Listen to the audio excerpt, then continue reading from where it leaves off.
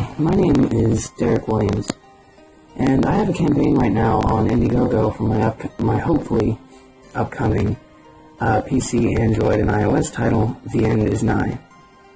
I plan to release about an episode of this series a day, just diving deeper and deeper into the world, showing you more and more, and hopefully by the end of it, enough of you will want to see the end of the world just like I do, that I can make this possible.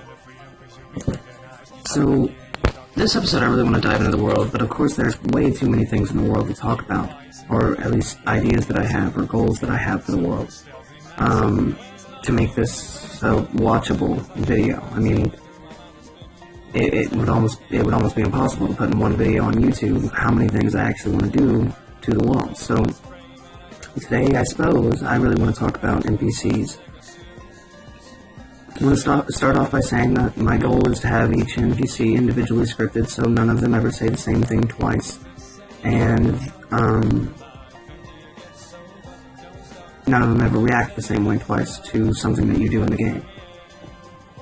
But the main thing I really want to talk about in this video, at least, I mean, there will be multiple videos about the NPCs, about the world, about how you interact with it, about how you find things out, and things like that, but the main thing I really want to talk about in this video about NPCs is how you meet them, or rather, how you meet people in general.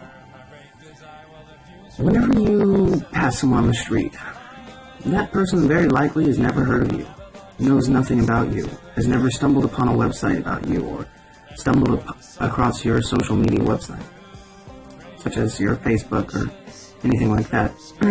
They likely have never been there, never heard of you, they don't know anything that you like. And that's kind of the idea I want to implement.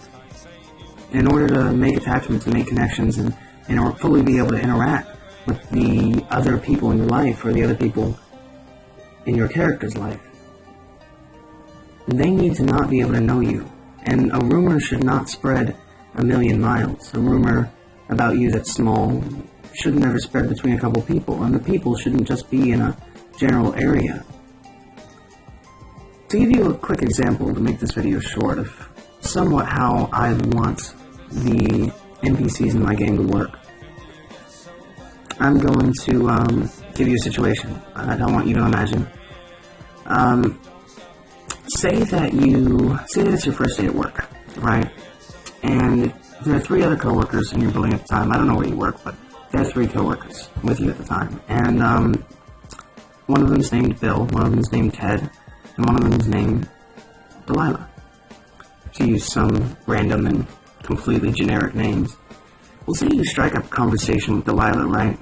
And the conversation is about a movie in the world.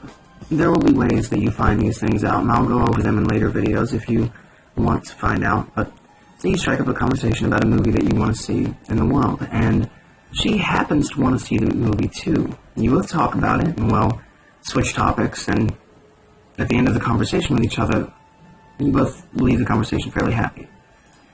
But, of course, you need to get back to work anyways. Later on through the workday, maybe you're far away from Delilah, maybe you're nowhere even near Delilah, maybe she's making a delivery, it depends on where you work, really, but she runs into Bill, and her and Bill are both basically doing the same thing. She ends up starting a conversation with him, they both end up talking, and then a new conversation about the same movie comes up. Well, they both end up talking about it, and after a while of talking, she ends up mentioning that she had a similar conversation with you, that you had your own ideas and your own reasons for wanting to see the movie. Well, later on in the workday, or maybe the next day, or the day after that, or a week later, Bill could approach you and bring up the fact that maybe you want to see the movie as well. Or maybe just mention the movie to you as an offhand gesture, just to see what you'd say, to get a good idea of who you are and what your reactions are like. Anyways, so you both end up talking about the movie, why you both want to see it, maybe a trailer you saw, or something like that in the game. Maybe you just both really want to see the movie, and you both end up having a fairly long conversation about it, switch topics, talk about work, and you both end up having a fairly good conversation, but the main point of the conversation, of course, being the movie. Well, then maybe Bill goes on, maybe 2-3 days later, and has a conversation with Ted. And he ends up mentioning the movie to Ted, who's also somewhat new.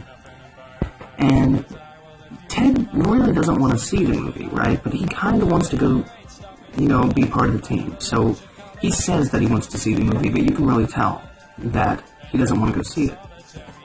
And anyway, so Bill talks to Ted about it. Ted doesn't want to go see it, but is going to go see it if everyone else goes and see it. And then way later on down the road, maybe a week, maybe 2 weeks, maybe even a month, maybe during a day off from work, maybe they ask you to see the movie with them. And now you have developed a relationship or connection with your coworkers. Whether or not you actually decide to go see the movie is entirely up to you, and of course could affect the relationship just like it would in real life. And the relationship itself could affect what you would want to be doing at the end of the world. Thank you very much for giving your time for another somewhat hopeful, somewhat brief glimpse into my hopefully upcoming indie title for PC, Android, and iOS, The End Is Nigh. If you want to see the game happen like I do, or maybe you just want to know more and or would like to give your support in some way, please make sure to check out my campaign on Indiegogo. Tell your friends, spread the word, tell some family, I don't know, and leave a comment on this video. Thanks again for watching. I hope you all have a wonderful day, and that you all can survive. The end is nigh.